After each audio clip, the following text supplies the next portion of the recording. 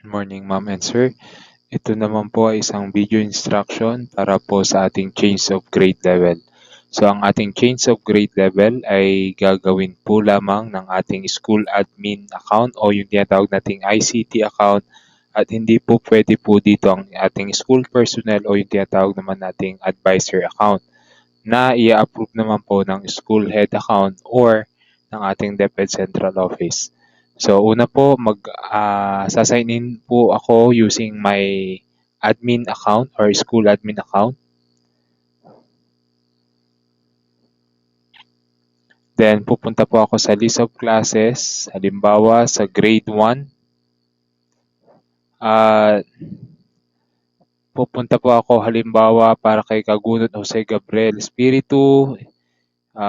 Erroneously na na-enroll po siya sa grade 1 at dapat po pala ay grade 2 or sabihin na natin na siya ay dumating yung credentials niya na nahuli at siya pala ay promoted sa grade 1 so dapat grade 2 na siya. So kailangan nating mailipat siya sa grade 2. So ang una nating gagawin, click lang po yung ating profile.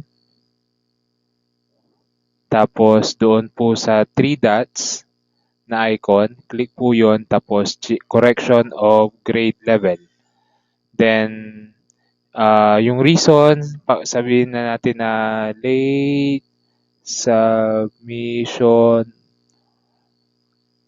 of verified credentials.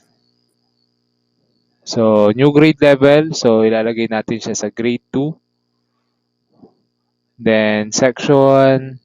So, kung dalawa yung section ninyo or tatlo, ilalagay nyo na siya doon kung saan po siya dapat nararapat. Then, continue. Okay, so nandiyan po yung correction of grade level na maaaring mangyari po doon sa data ng bata. Then, send or submit request. Okay, changes will be applied on the level of school head. So, close nyo na lang po yan. Then, punta po tayo sa ating grade 1 masunurin.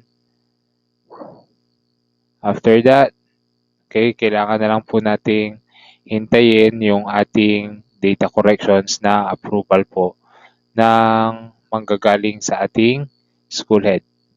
Okay, yun lamang po at maraming salamat.